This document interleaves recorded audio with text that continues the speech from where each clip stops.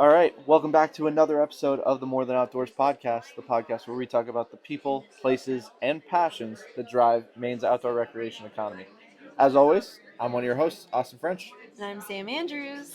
and yet again, set up in the tent here in Moe's, and we got another special guest, another Sam, so I got to make sure that I direct my questions well this episode. But we got Sam Shirley from Maine Huts Trails. Sam, thank you so much for being able to come on the podcast with us. Yeah, thanks for having me. Totally. So what would probably be helpful for any of us, for any of our audience members who maybe don't know who you are yet, quick intro of like who you are, what you do, who you do it for. Yeah, so my name is Sam Shirley, yet another Sam. There seems to be a lot of Sams going around. But I'm the Youth and Community Program Manager here at Maine Huts Trails. We are a nonprofit we have like 50 miles of trails and 4 backcountry lodges up in western Maine between Carrabassett Valley and the Forks.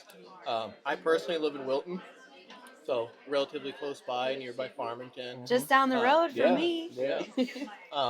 But yeah, as a youth and community program manager, my main role there is to kind of coordinate all the youth groups, community visits, partnerships, all that kind of stuff. And then as a small nonprofit, we all wear a lot of hats. So I help guide trips in the winter, do some marketing stuff, events, kind of logistical stuff as well. Come to conferences, Yeah. share about what you all do. Yeah. Totally. That's cool. So like, help the audience kind of understand like Maine Huts and Trails. I know you guys have what, 4 huts, right? Am I remembering that correctly? Yeah, we have we call them huts because that's kind of the catchy term. Yeah. They're But, not yeah, huts. yeah. They're big. They hold between like 44 and 48 people each. So they're more properly referred to as lodges. We like to call them eco lodges because we have a lot of kind of renewable systems that help sustain off-grid operations there. But yeah, four lodges right now. 3 of them are active. Grand Falls is currently inactive, but we're always working on that. Everyone's always asking about that. Yeah. And about 50 miles of multi-use, non-motorized trails. Trails are always free to use, which is a really cool asset for the community. That's awesome. Yeah. I've definitely done a couple of trips into the huts without doing an overnight stay, and it's just amazing to use the trail network because it's normally groomed and it's great for Nordic skiing, but also there's so many snowshoers that are out there, and you can stop at the hut and get really good lunch. So like it's similar to like the AMC lodges. Maybe I shouldn't even like throw them into this mix. Sam just looked at me like, don't say that. But I think like they have their own uniqueness to them, in that they were like founded by who I was reading an article about it where it was founded by the guy who started Sugarloaf, or was like not started Sugarloaf, but managing like the finances for Sugarloaf. Larry Warren was very involved in early Sugarloaf. Yes. But yeah, AMC is great too. They do their own thing up in the 100-mile wilderness, and they have a very similar setup to us. Yeah. But yeah, like you mentioned, it's the overnight stays and the hut experiences are like the kind of big headlining experience that is Maine Huts and Trails. But the majority of people who utilize our facilities are just day users on our trails, like Sam mentioned. And whether it's just you're out for a walk on our trails near a trailhead, or you're going up to a hut, stopping in, warming up, buying lunch. Yep. There's tons of opportunities just to come up and use them for the day, and it's a great kind of community asset to have those trails for free. And like you mentioned, in the wintertime, they're groomed too. So it's about 20 miles of groomed ski trails, completely free to use. So it's a really cool thing to have for the community. And they connect. It's not just our trails.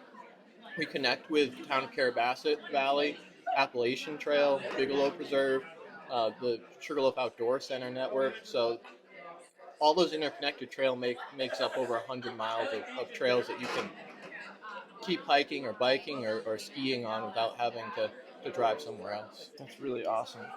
Were you guys involved? Did you guys end up doing an application for the Maine Trails program? Yeah, we were awarded a grant through the Maine Trails program, which is really cool. And that is going to kind of be our catalyst for our phase 1 of Grand Falls revitalization. Cool.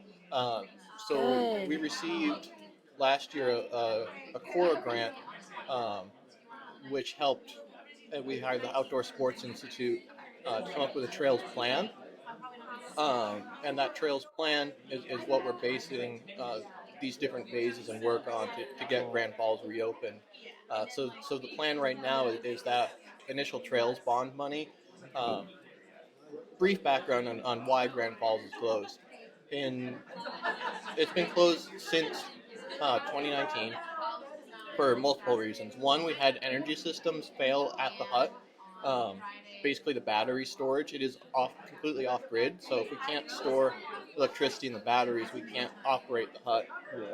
Yeah. So it closed initially because of that, and then we had COVID, which didn't help anything, and we were rebuilding from a pretty rough time over COVID in general. So the hut didn't operate then, and then as most of you from the area know, in 2023, we got crazy storms, lots and lots of flooding. The trails that go up to Grand Falls Hut travel through a floodplain. So in 2023, that damaged a lot of bridges. Yeah. A lot of very important bridges. So now the hut's closed. It needs energy systems replaced, and now you can't get to the hut either because the bridges are washed out. So Oh everything man. can kind of conspiring against us there for Grand Falls. Uh, Now we're in a place where we're back from the pandemic. We're doing great at Maine Huts Trails. We're very busy, and we're in a place where we can look at Grand Falls and try to figure out what's it going to take to get this great place open again. So yeah, phase one and what that trails bond money will initially go to is reopening water access to the Grand Falls Hut.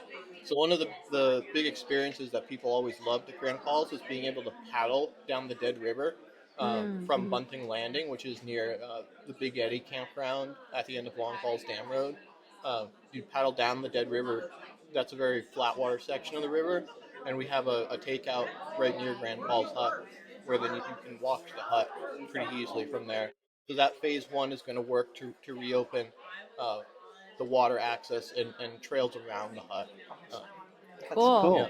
Yeah, I'm excited to learn more about that. I think there's a lot going on with the Trails Bond, and there were so many applicants, so it's amazing that you all got awarded. Yeah.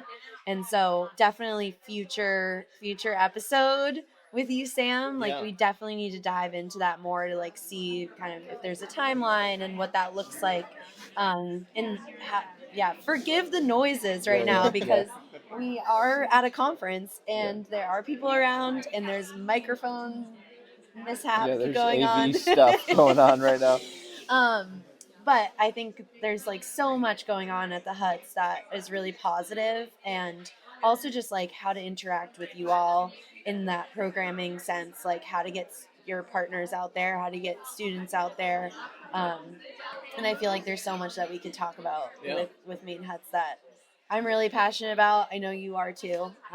So we'll definitely have another episode with you, Sam. But I'm curious, like, with this conference, like, what are the motivations around you being here? And, like, we're really highlighting Moe's and what this brings to the outdoor recreation economy. And kind of curious, like, what your take is. What are some of your key takeaways from this conference? Yeah, so at Maine Huts Trails, we're all about access and increasing access to kind of backcountry spaces for everyone. And what's great about conferences like this is it brings kind of everyone from the industry together in one place. So the biggest takeaway for us and the biggest benefit of events like this for us is networking. Mm. Um, People catching up with people we know already and meeting new people and creating new opportunities to figure out what new groups we can help get out and use our spaces and how we can better enable groups that might already be coming to get out and use our spaces.